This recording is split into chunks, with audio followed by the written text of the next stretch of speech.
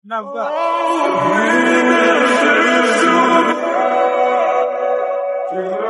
Assalamualaikum, kali ini kami berkongsikan pesawat yang masa sudah tertinggi Nomor 2 Budi Jaya Hayan Bame dari buka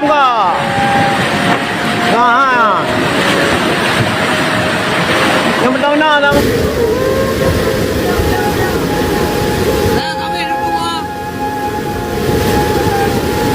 Banjir Aceh 2025. The world is at a turning point. We must act now before it's too late. This is Jijo Channel. Assalamualaikum dan salam sejahtera kepada semua penonton Jijo Channel. Tahun 2025, Aceh sekali lagi menjadi tumpuan apabila banjir besar melanda beberapa wilayah. Air naik dengan pantas, rumah-rumah ditenggelami, jalan raya terputus dan ribuan penduduk terpaksa dipindahkan ke pusat pemindahan sementara. Kejadian ini bukan sahaja mengejutkan, malah menimbulkan persoalan besar dalam kalangan masyarakat. Kenapa Aceh sering dilanda banjir? Kenapa masalah ini seolah-olah berulang hampir setiap tahun? Adakah ia hanya disebabkan hujan lebat? Atau sebenarnya ada faktor lain yang lebih mendalam dan berpanjangan? Dalam video ini, kita akan cuba memahami punca sebenar banjir Aceh 2025 secara menyeluruh, supaya kita tidak hanya melihat banjir sebagai bencana alam semata-mata, tetapi sebagai satu peringatan besar tentang hubungan manusia dengan alam sekitar. Nomor 2 Budi Jaya Hayan Bame dari buka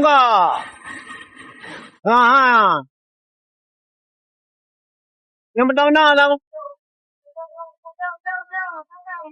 lah kami ada tua. Yang tak bayar ada tua.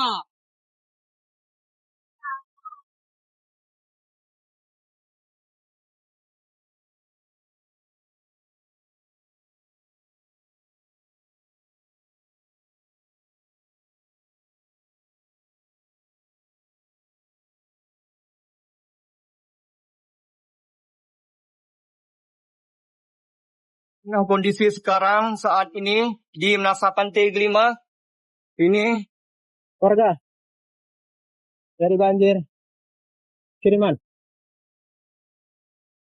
bersama teman Rani. Dia tadi kau gerung lam mendai aja kau gerung lam.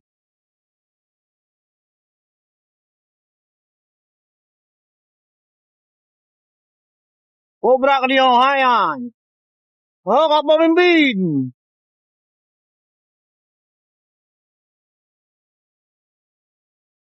Aceh mempunyai kedudukan geografi yang unik. Kawasan ini dikelilingi oleh pegunungan, sungai-sungai besar dan kawasan tanah rendah berhampiran pantai. Apabila hujan turun di kawasan tinggi, air akan mengalir turun ke kawasan rendah melalui sungai dan anak sungai. Jika jumlah air terlalu banyak dan alirannya tersekat, banjir akan berlaku dengan cepat. Pada tahun 2025, hujan yang turun di Aceh bukan hujan biasa. Ia berlaku dalam tempoh yang panjang dan dengan intensiti yang tinggi. Tanah menjadi tepu dengan air. Sungai tidak lagi mampu menampung aliran. Lalu air melimpah ke kawasan perumahan. Keadaan ini diperburuk oleh perubahan iklim global yang menyebabkan cuaca menjadi semakin ekstrim dan sukar diramal. Namun, hujan lebat sahaja bukan satu-satunya punca. Salah satu faktor utama yang sering diperkatakan ialah penebangan hutan. Hutan memainkan peranan penting sebagai penyerap air semula jadi.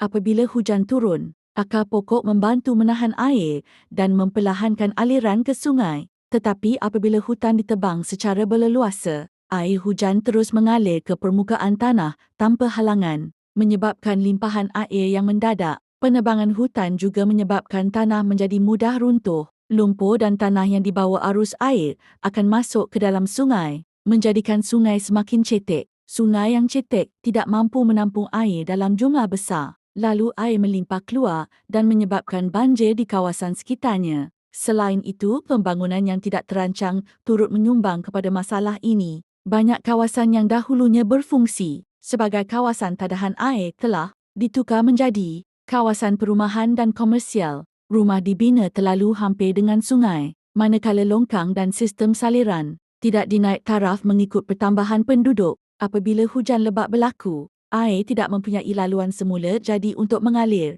lalu bertakung dan melimpah. Masalah sampah juga tidak boleh dinafikan. Sungai dan parit yang dipenuhi sampah akan tersumbat, menyebabkan aliran air menjadi perlahan. Dalam keadaan hujan berterusan, air yang sepatutnya mengalir keluar akan bertahan lebih lama dan akhirnya memasuki kawasan rumah penduduk. Perubahan iklim global pula menjadi faktor yang semakin jelas kesannya. Pemanasan suhu laut dan atmosfera menyebabkan corak hujan berubah. Hujan menjadi lebih lebat, lebih lama dan lebih sukar diramal. Aceh sebagai kawasan yang terdedah kepada pengaruh cuaca laut dan daratan sangat terkesan dengan perubahan ini. Kesan banjir bukan sekadar kerosakan fizikal. Ramai penduduk kehilangan harta benda, sumber pendapatan terganggu dan aktiviti harian terhenti. Kanak-kanak terpaksa berhenti sekolah sementara. Warga emas berdepan risiko kesihatan dan trauma akibat banjir meninggalkan kesan psikologi yang mendalam. Walaupun banjir sukar dielakkan sepenuhnya, impaknya sebenarnya boleh dikurangkan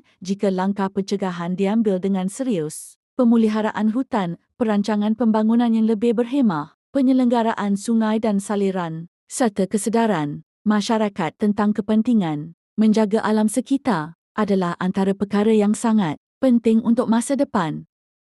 Sekarang bukan bermenung zaman bermenung.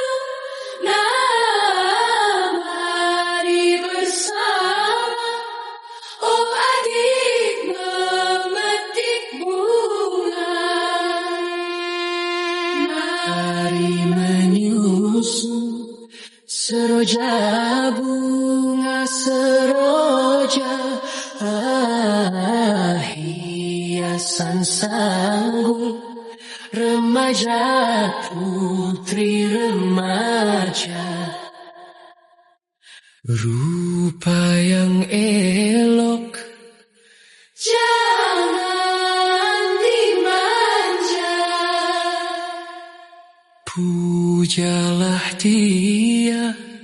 Oh saja. Kesimpulannya, banjir Aceh 2025 bukan berlaku secara tiba-tiba dan bukan semata-mata kerana hujan. Ia adalah hasil gabungan antara faktor alam dan tindakan manusia yang berlaku sejak bertahun-tahun lamanya. Alam memberi isyarat dan banjir adalah salah satu amaran yang paling jelas. Jika isu ini tidak ditangani dengan serius, banjir akan terus berulang dan kesannya akan menjadi semakin buruk dari tahun ke tahun. Sudah tiba masanya kita melihat bencana ini sebagai satu pengajaran besar tentang tanggungjawab kita terhadap alam sekitar. Jika anda rasa video ini memberi manfaat dan membuka mata, jangan lupa tekan like, kongsikan video ini kepada rakan-rakan dan subscribe Jiju Channel untuk lebih banyak video berunsur informasi dan kesedaran. Terima kasih kerana menonton. Assalamualaikum.